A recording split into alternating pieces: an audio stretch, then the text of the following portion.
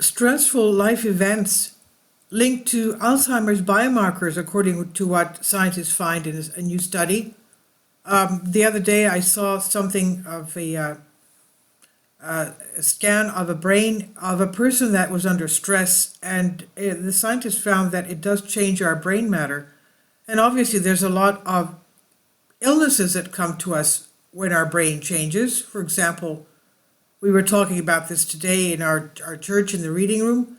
Anything from high blood pressure to diabetes to cholesterol and other things.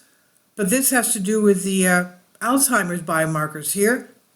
Stressful life events such as the death of a loved one or a divorce put a person at greater risk of developing dementia in later life, a recent study has found, but only if the stressful event happens in childhood or midlife.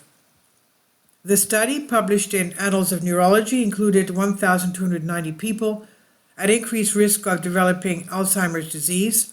The researchers looked at 18 stressful life events and when in people's lives they happened. And obviously, divorce does take a toll on children too. Now, they took spinal fluid samples of a subset of group 393 to look for abnormal proteins called amyloid and tau that are associated with Alzheimer's. They looked also for signs of brain inflammation, which is thought to contribute to the disease, and examined gray matter volume. Gray matter is crucial for thinking and processing information and tends to reduce in people with Alzheimer's.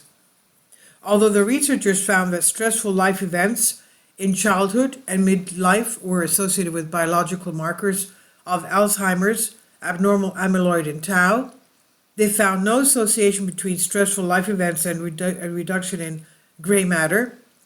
The presence of markers of Alzheimer's disease could indicate that childhood and midlife are periods where the effects of stress in terms of chemicals and responses in the brain are particularly strong.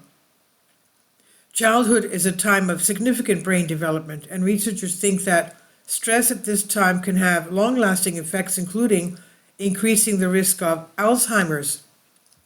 Midlife is a time when Alzheimer's biomarkers start to accrue in the brain, so this could be why this is a vulnerable time as well. Total stressful life events are also associated with amyloid biomarkers, brain inflammation, and decreased gray matter, but only in those with a history of psychiatric disorders. This could be because those with psychiatric disorders are more susceptible to negative effects of stress, or it could be that those who experience certain stressful life events are more likely to have had a psychiatric disorder. Either way, there is potentially increased risk for those who experience both. Total stressful life events were not linked to markers of Alzheimer's for everyone.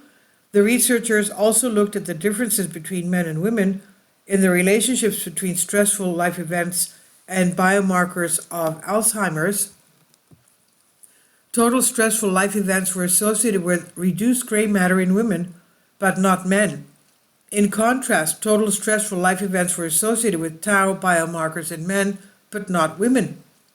These differences could be related to differences in how men and women respond to stress. Men and women respond differently, both psychologically and biologically. For example, while men are likely to engage in a fight or flight response to stress, women have been shown to have a tend and befriend response, tending children and relying on social networks. These results suggest that there are certain periods or conditions that increase the effects of stressful life events on developing brain changes related to Alzheimer's disease, at least in those at a greater risk of the disease. The study provides a large enough sample to be able to consider stressful events at different times of life and also differences between groups such as gender. Identifying those at greater risk early could make prevention a possibility through early interventions such as lifestyle changes. There are some limitations to the findings.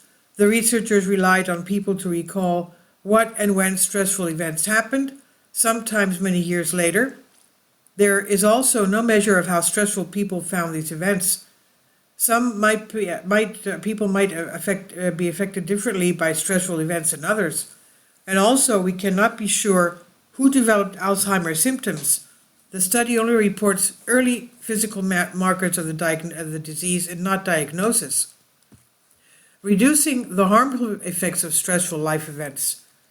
Unfortunately, we cannot ensure that no one is exposed to stressful life events, but we can focus on how we can reduce the negative effects of these experiences. This could be done in a variety of ways.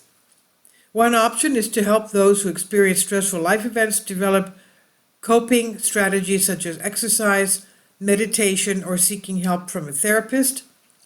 The other option is to consider how lifestyle factors that are related to a reduced risk of developing dementia can help to reduce the effect of unavoidable stressful events, perhaps even many years later. Continuing to build profiles of the different experiences that are related to negative brain changes could help to identify who would benefit most from interventions or even early treatments. The new generation of amyloid removing drugs such as lecanemab and donanemab, yes, are most effective early in the disease process. Continuing to work to understand the association between stressful life events and the development of dementia will help to find effective ways to intervene early and possibly even reduce the number of people who develop dementia. This is from the conversation under Creative Commons here by Carol Optadek, Senior Lecturer, Psychology, Manchester Metropolitan University, on Science Alert. Please leave your comments and thank you for your support. Finally, support my Patreon account. The daily posts are 5 videos daily, and they are totally different from what I have on my YouTube channel.